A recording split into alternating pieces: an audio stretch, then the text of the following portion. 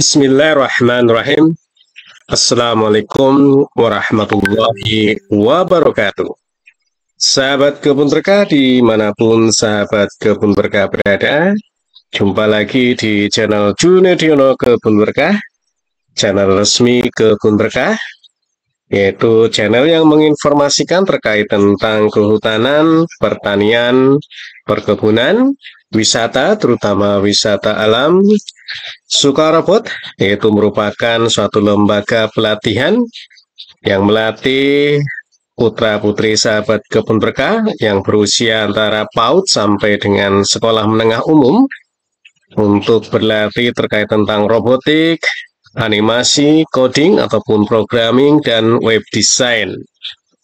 Apabila putra-putri sahabat kebun berkah ingin memperdalam ilmu-ilmu tersebut, ingin melatih keahliannya atau menaikkan atau meningkatkan keahliannya, silakan bisa mendaftarkan diri ke Sukarobot Academy, baik yang beralamat di Kabupaten Bogor maupun yang di Kota Sukabumi.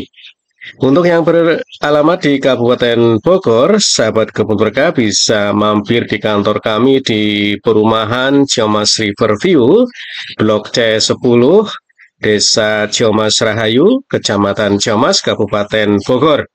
Atau apabila sahabat kebun berkah ingin mampir di kantor kami, silakan yang berada di Kota Sukabumi, silakan mampir di Cikole ya, dekat dengan City Mall Kota Sukabumi. Ataupun sahabat kebun berkah bisa menghubungi admin kami terlebih dahulu. Insya Allah nanti alamat dan kontak person atau kontak admin Sukarobot Academy bisa dilihat di deskripsi video ini. Channel Junediono Kebun Berkah juga menginformasikan terkait tentang kegiatan dan produk-produk para petani, terutama petani-petani yang sudah bergabung di Kebun Berkah. Dan Kebun Berkah sendiri merupakan suatu perkumpulan informal yang terdiri dari beberapa penyuluh, baik penyuluh kehutanan maupun penyuluh pertanian, baik petani yang memang masih berdiri sendiri atau individual maupun yang sudah bergabung di dalam kelompok tani. Ada juga komunitas-komunitas dan ada juga peneliti yang alhamdulillah sudah bergabung di Kebun Berkah. Baik sahabat kebun berkah yang berbahagia, ada pertanyaan terkait tentang suatu pendekatan di dalam prakondisi suatu kegiatan. Dalam hal ini adalah kegiatan rehabilitasi hutan dan lahan ataupun kegiatan yang lain ya, yang biasa bersumber dari anggaran pemerintah agar bisa berjalan dengan baik, bisa diikuti oleh masyarakat, masyarakat bisa berpartisipasi dalam kegiatan tersebut, maka ada beberapa pendekatan yang bisa sahabat kebun berkah lakukan. Dan ini adalah pertanyaan-pertanyaan yang ke kami terkait dengan 3 pendekatan, yaitu pendekatan partisipasi rural appraisal atau PRA, ada juga rapid rural appraisal atau RRA, dan participatory land use planning atau PLUP. Ini 3 pendekatan ini ditanyakan ke kami ya, ditanyakan ke kami, ada beberapa kawan ya, ada beberapa sahabat berkah bertanya tentang hal ini. Untuk itu kami sajikan ya, kami bahas di dalam hal ini ya, dan kami bahas bersumber dari berbagai sumber ya, terkait tentang 3 pendekatan metode pendekatan kepada masyarakat ini agar masyarakat berpartisipasi, ikut serta, ikut memiliki kegiatan-kegiatan yang diselenggarakan oleh pemerintah maupun yang lainnya. Baik, sahabat kebun berkah, partisipasi masyarakat dalam pembangunan, terutama pembangunan pedesaan, apalagi desa-desa di sekitar hutan, menjadi suatu elemen kunci untuk menciptakan tindakan atau kebijakan serta program-program yang efektif dan berkelanjutan. Tentunya di dalam hal ini adalah program-program rehabilitasi hutan dan lahan yang harus diikuti dengan memberdayakan masyarakat, dengan mengikut sertakan masyarakat. Ada kebijakan-kebijakan pimpinan-pimpinan kita bahwa rehabilitasi hutan dan lahan diutamakan dilakukan secara swakelola. Artinya, posisi bargaining masyarakat ini memiliki peran yang sangat penting. Untuk itu, agar kebijakan tadi bisa diimplementasikan, bisa dilaksanakan dengan baik di tingkat lapangan, pendekatan-pendekatan dengan masyarakat desa sekitar hutan perlu dilakukan. Ada 3 pendekatan yang sering kita dengar, yaitu pendekatan participatory rural appraisal atau PRA, ada rapid rural appraisal atau RRA, dan participatory land use planning atau PLUP. Ya, jadi 3 pendekatan ini, 3 kerangka ini ingin secara komprehensif melibatkan masyarakat lokal atau masyarakat sekitar hutan, mulai dari perencanaan sampai dengan pengambilan keputusan, bahkan sampai pelaksanaannya, sahabat kebun berkah. Untuk itu kita harus memahami tujuan ataupun prinsip dan praktik dari ketiga hal pendekatan tadi, sehingga nantinya kita dapat mengoptimalkan partisipasi masyarakat desa hutan dalam pembangunan rehabilitasi hutan khususnya dan pembangunan masyarakat pedesaan pada umumnya. Ya, jadi pembangunan masyarakat sekitar hutan di dalam melakukan rehabilitasi hutan memiliki 3 pilar, ya, pilar ekonomi, pilar sosial, dan pilar ekologi. Dan tentunya ini di dalam kerangka pembangunan masyarakat pedesaan. Secara ekonomi bisa meningkatkan kesejahteraan masyarakat desa ataupun pendapatan setidak-tidaknya. Secara sosial bisa mengubah mindset dari yang tidak suka menjaga hutan menjadi suka menjaga hutan. Dan secara ekologi bisa mempertahankan kelestarian keanekaragaman hayati di desa tersebut. Baik, kita satu persatu ya terkait tentang 3 pendekatan tadi. Yang pertama adalah partisipasi rural appraisal atau PRA ya. Kita mengetahui bahwa definisi dari participatory rural appraisal adalah merupakan serangkaian pendekatan dengan metode yang memungkinkan masyarakat desa sekitar hutan untuk berbagi, meningkatkan dan menganalisis pengetahuan mereka tentang kondisi dan kehidupan mereka, serta merencanakan untuk bertindak. Jadi memang dia dari definisi ini tentunya memiliki waktu yang luar biasa luas, atau bahkan diperlukan waktu yang lama ya di dalam menganalisa tadi ya diri mereka sendiri terkait kondisi dan kehidupan mereka. Dan kondisi ini menjadi suatu modal untuk merencanakan suatu tindakan. Ya, inilah definisi dari PRA. Adapun tujuan dari PRA adalah untuk mendorong partisipasi aktif ya. Jadi masyarakat itu aktif untuk menggali potensi dirinya, untuk menggali kelebihan-kelebihan masyarakatnya, menggali kekurangan sebagai modal untuk diatasi di dalam memajukan desanya. Ya, jadi aktif masyarakat desa ini. Baik di dalam perencanaan, pengambilan keputusan, maupun di dalam eksekusi keputusan tadi ya, pelaksanaan keputusan. Jadi masyarakat desa dituntut aktif ya, dituntut aktif dalam proses pembangunan. meningkatkan pemahaman tentang masalah dan kebutuhan mereka, serta membantu menyusun solusi yang disesuaikan dengan konteks lokalnya. Ya, ingat bahwa keanekaragaman hayati, ketahanan pangan juga berhubungan erat dengan rehabilitasi hutan dan lahan. Dan rehabilitasi hutan dan lahan untuk mendukung itu, maka harus memperlihatkan, harus mendukung adanya konteks lokal ini. Ya.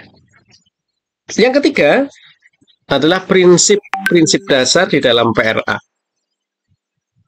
PRA didasari pada prinsip-prinsip seperti partisipasi, ya, keterlibatan masyarakat desa, ya, keterlibatannya sendiri seperti apa, pemberdayaan masyarakatnya, fleksibilitas dan pembelajaran dua arah antara masyarakat dengan fasilitator. Fasilitator ini, sahabat kebun berkah, bisa penyuluh, ya, penyuluh kehutanan, ya, bisa juga pendamping yang bukan penyuluh tentunya, atau petugas-petugas teknis dari unit teknis KLHK, misalkan dari BPDAS, ya, ataupun dari unit-unit pelaksana teknis yang lainnya. Inilah fasilitator-fasilitator tadi. Baik, sahabat kebun berkah yang berbahagia, itu adalah sekilas tentang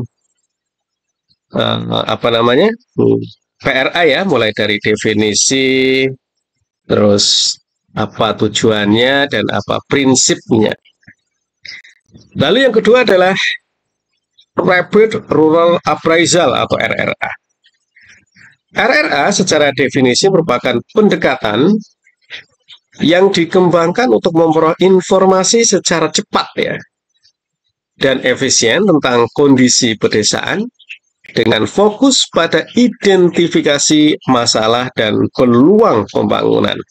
Ya, berbeda dengan PRA tadi, RRA ini rapid, ya, cepat, identifikasi cepat, ya. Jadi berbagi pengetahuan juga tidak, ya, karena ini rapid, ya, jadi dilakukan oleh seseorang, ya, yang mengerti benar dan fokus pada identifikasi masalah serta peluangnya. Tentunya di dalam pembangunan kehutanan, terlebih khususnya lagi dalam rehabilitasi hutan dan lahan. Sahabat kebun berkah yang berbahagia, adapun penekanan tujuannya adalah terkait tentang pengumpulan data yang cepat namun relevan untuk mengambil suatu keputusan. Ya, cepat, ya. Metodenya apa? Bisa wawancara, observasi lapangan, analisis data sekunder, dan pembuatan peta partisipatif. Ya, jadi ini lebih cepat lagi ini, ya, sahabat kebun berkah. Tentunya yang melakukan ini juga sudah harus ahli, ya, tidak sembarangan, ya, tidak sembarangan orang melakukan metode RRA ini, ya, karena cepatnya, tetapi tidak boleh melenceng karena menjadi suatu modal di dalam pengambilan keputusan. Ya, sahabat kebun berkah yang berbahagia, terus terkait tentang prinsip-prinsipnya yang diaplikasikan oleh RRA, bisa dilakukan melalui fleksibilitas, ya, dan efisiensi, ya. Jadi konsepnya yang fleksibilitas dan memang harus efisien, ya, karena memang rapid, ya, cepat, sehingga memang harus memiliki konsep tadi fleksibel dan efisien. RRA dapat diterapkan di dalam berbagai konteks, ya. Sebagai contoh, di dalam perencanaan rancangan kegiatan, misalkan. Karena memang waktunya terbatas dan harus segera diselesaikan rancangan kegiatan tersebut, maka menggunakan RRA ini, ya. Namun RRA sekali lagi harus dilakukan oleh orang yang memang sudah ahli ya. Sudah ahli sehingga tidak salah di dalam mengambil suatu data, mengambil suatu analisis, observasi maupun wawancara sehingga nantinya hasilnya tidak salah di dalam pengambilan keputusan tadi. Baik sahabat kebun berkah yang berbahagia, mudah-mudahan tadi ya terkait dengan definisi, adapun tujuan dan konsep ketika pendekatan tadi sahabat kebun berkah bisa paham. Sahabat kebun berkah yang selanjutnya PLUP ya. PLUP merupakan suatu pendekatan di dalam perencanaan khususnya di land use, penggunaan lahan yang melibatkan partisipasi aktif masyarakat lokal. Ya, jadi konsep PLUP terkait tentang land use-nya. Penggunaan lahannya untuk apa dan siapa yang menggunakan. Misalkan di dalam suatu desa terdapat penggunaan lahan sawah, misalkan sawah ini dikelola oleh siapa dan berapa luasnya. Ada juga mungkin pekarangan, ada juga mungkin hutan rakyat, ada mungkin si A yang memiliki berisi tutupan lahan atau pengelolaan lahan atau penggunaan lahannya B misalkan. Maka di PLUP ini sahabat kebun berkah memfokuskan pada hal tersebut. Tujuannya adalah untuk mengembangkan rencana penggunaan lahan yang berkelanjutan sesuai dengan kebutuhan masyarakat desanya. Ya, ini adalah konsepnya sahabat kebun berkah. Adapun tahapannya, tahapan-tahapan PLUP mencakup identifikasi masalah. Ada masalah apa di situ? Lalu di pemetaan sumber dayanya, kita analisis bagian ketiganya. Keempatnya pengambilan keputusan. Kelimanya adalah implementasi rencana. Ya. Dan setiap tahap melibatkan partisipasi dan kolaborasi yang erat antara penyusun, misalkan BPDAS, dengan masyarakat, ya, serta pemangku kepentingan yang lainnya ya. Nah, dan juga misalkan dari dinas dan sebagainya. Jadi kolaborasi semua. Kolaborasi dan partisipasi. Adapun manfaat dari PLUP ini, PLUP memungkinkan masyarakat untuk memiliki kendali yang lebih besar atas sumber daya alam mereka, meningkatkan rasa kepemilikan, dan menghasilkan rencana penggunaan lahan yang sesuai dengan kebutuhan dan prioritas masyarakatnya. Ya, ini RHL kita apabila dilakukan misalkan pada perhutanan sosial, ini akan lebih bermanfaat apabila menggunakan PLUP ini. Karena di dalam perhutanan sosial sudah ada andil setiap anggotanya. Si A berapa hektar akan ditanami apa, si B sekian hektar mau ditanami apa. Jadi di dalam perhutanan sosial PLUP ini harusnya lebih dominan sahabat kebun berkah. Baik sahabat kebun berkah yang berbahagia, yang selanjutnya adalah terkait tentang manfaat ya, manfaat atau perbandingan ya, perbandingan PRA, RRA dan PLUP. Ini adalah kelebihan, kekurangan dan komplementaritasnya. Ada tuh apa namanya, saling komprehensifnya atau masing-masing pendekatannya ya, kalau digabungkan seperti apa. Kelebihan dari PRA, RRA dan PLUP itu sebenarnya ya saling melengkapi sahabat kebun berkah ya.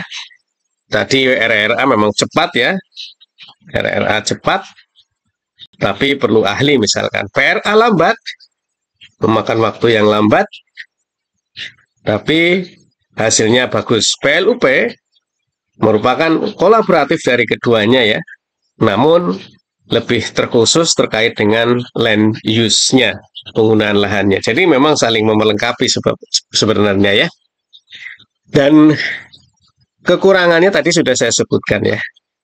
Sehingga memang ketiga pendekatan ini memiliki corak yang berbeda, karakter yang berbeda, sehingga bisa saling melengkapi dan menciptakan proses pembangunan kehutanan, terutama rehabilitasi hutan dan lahan di masyarakat sekitar hutan yang lebih komprehensif dan lebih berkelanjutan.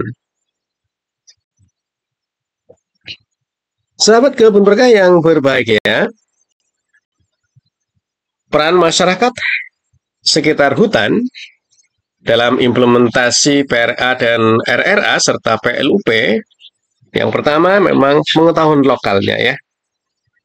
Masyarakat sekitar hutan atau masyarakat lokal memiliki pemahaman yang mendalam tentang kondisi, tantangan, dan potensi di diri mereka ya. Di diri mereka. Dan ada sesuatu hal yang berharga bagi proses perencanaan dan pengambilan keputusan. Jadi kita harus pahami bahwa masyarakat desa, masyarakat lokal, di dalam membangun lingkungan, di dalam membangun hutan, memiliki pengetahuan lokal. Konon katanya disebut sebagai kearifan lokal.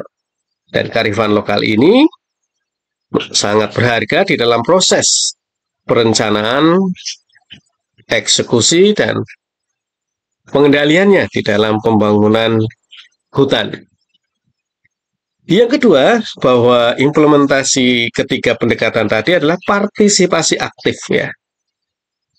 Keterlibatan aktif masyarakat dalam setiap tahapan PRA, RRA maupun PLUP akan memastikan bahwa rencana dan solusi yang dihasilkan oleh ketiga pendekatan tadi benar-benar sesuai dengan kebutuhan dan prioritas mereka. Misalkan dari suatu BPD setelah melakukan pendekatan tadi akan muncul apa yang ingin ditanam.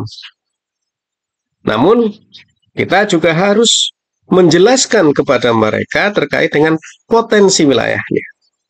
Ya, jangan sampai tidak sesuai dengan potensinya dipaksakan walaupun tadi masyarakat menginginkan jenis tertentu misalkan. Ya, jadi memang luar biasa kalau pendekatan-pendekatan tadi bisa berjalan dengan bagus ya. Sehingga nanti dihasilkan suatu langkah, suatu rancangan yang benar-benar sesuai dengan kebutuhan dan prioritas mereka. Ya. Yang ketiga, implementasi PRA, RRA, dan PLUP adalah pemberdayaan masyarakat. Melalui proses PRA, RRA, dan PLUP, masyarakat sekitar hutan atau masyarakat lokal diberdayakan untuk mengambil peran kepemimpinan ya. Maka muncullah nantinya pembentukan kelompok tani. Ya, pembentukan kelompok tani, mengembangkan kelompok tani, mengembangkan usahanya, dan mengembangkan kawasannya. Kelembagaannya kita kembangkan, usahanya kita kembangkan, dan kawasan hutannya kita kembangkan. Ya, muncul peran itu nanti. Ya, muncul peran pemberdayaan dan muncul rasa kepemimpinan di dalam masyarakat. Ya, jadi bisa secara berangsur-angsur bahwa masyarakat ini memiliki peran yang bisa mengendalikan sumber daya alam mereka. Implementasi yang keempat terkait dengan RRA, PRA, dan PLUP adalah keberlanjutan, pembangunan yang berkelanjutan. Kita mengetahui sahabat kebun berkah bahwa kegiatan rehabilitasi hutan dan lahan khususnya yang beranggarkan APBN atau dari anggaran negara, ini terbatas sahabat kebun berkah. Hanya ada yang terbatas 1 tahun, hanya membagi bibit misalkan, ataupun kita hanya 3 tahun ya, setelah itu diserahkan kepada masyarakat katakanlah, maka dengan penerapan pendekatan-pendekatan PRA, RRA, dan PLUP yang benar, maka proses tadi akan menyebabkan keberlanjutan dari kegiatan RHL. Karena apa? Merasa bahwa masyarakat ini terlibat, diakui, ya, karena mereka aktif di situ. Ya, keterlibatan masyarakat lokal ini yang kuat, ya, meningkatkan rasa belonging, ya, rasa oh ya ini punya saya misalkan dalam pengelolaannya tentunya, dan tentunya akan memiliki komitmen untuk menjaga, meneruskan keberlanjutan rehabilitasi hutan dan lahan tadi. Ya, ini sangat penting, sahabat kebun berkah. Ini 4 implementasi di dalam PRA, RRA, dan PLUP. Sahabat kebun berkah yang berbahagia,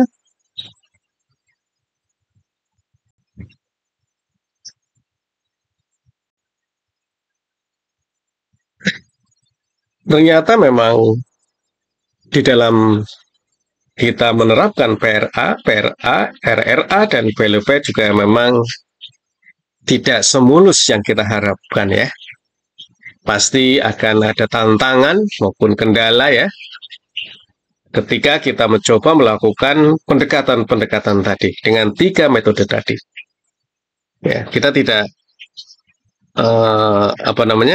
tidak memunafikan diri bahwa 3 pendekatan ini bisa langsung diterima ya, bisa langsung diterima oleh masyarakat. Tentunya akan ada tantangan dan kendala, seperti ada dinamika kekuasaan.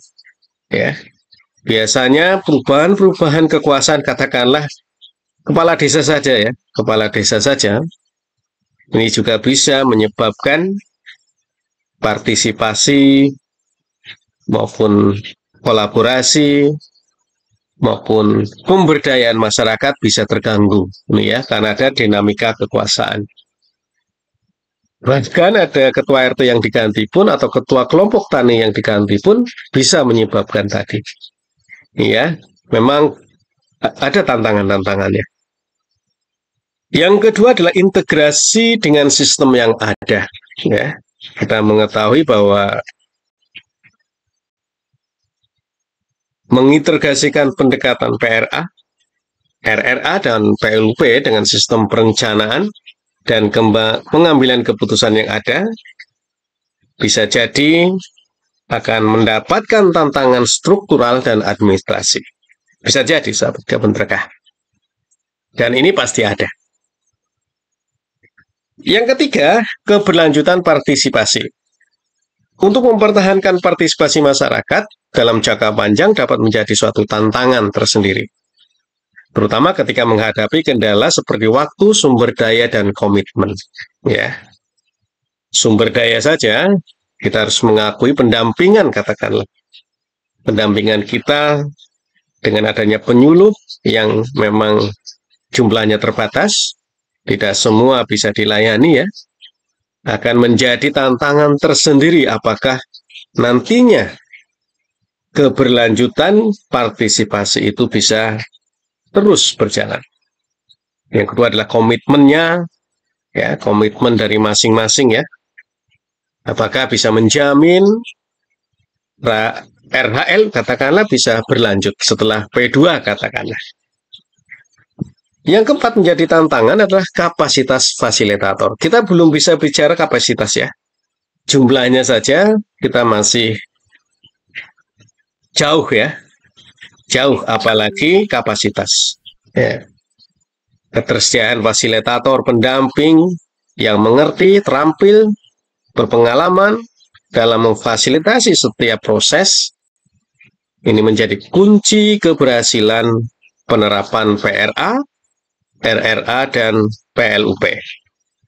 Ya, perlu diingat sahabat kebun berkah. Nah, inilah luar biasa keberadaan dan kapasitas penyuluh ini sangat diperlukan untuk menjaga keberhasilan program rehabilitasi hutan.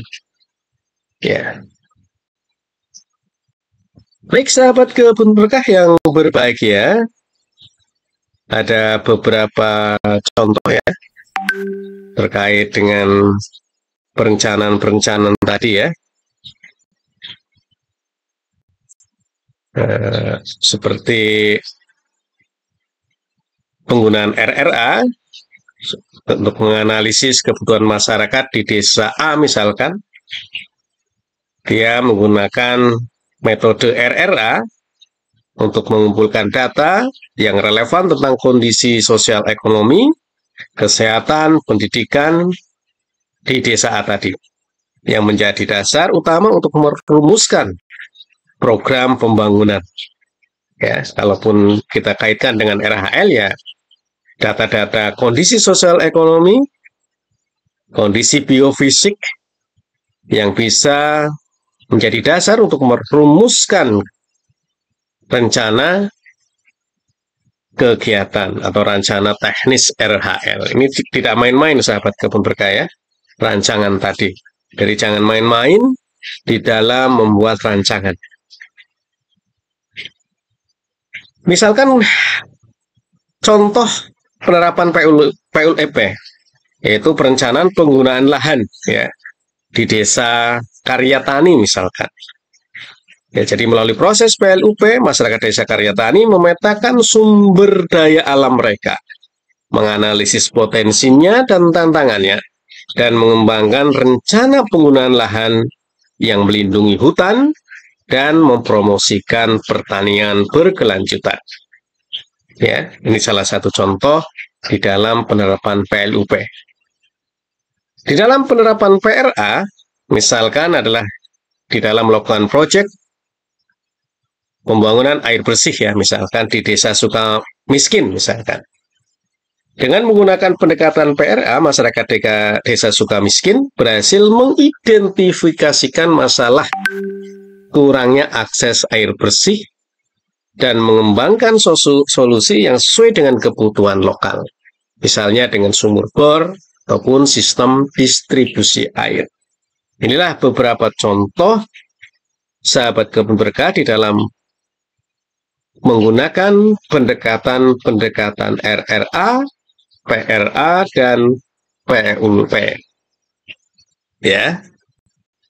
Dan akhirnya, sahabat kebun berkah, bahwa untuk mengoptimalkan partisipasi masyarakat desa sekitar hutan dengan menggunakan metode PRA, RRA, dan PLUP merupakan kunci untuk menciptakan program dan kebijakan pembangunan pedesaan, terutama pembangunan kehutanan di dalam rehabilitasi hutan dan lahan yang efektif dan berkelanjutan.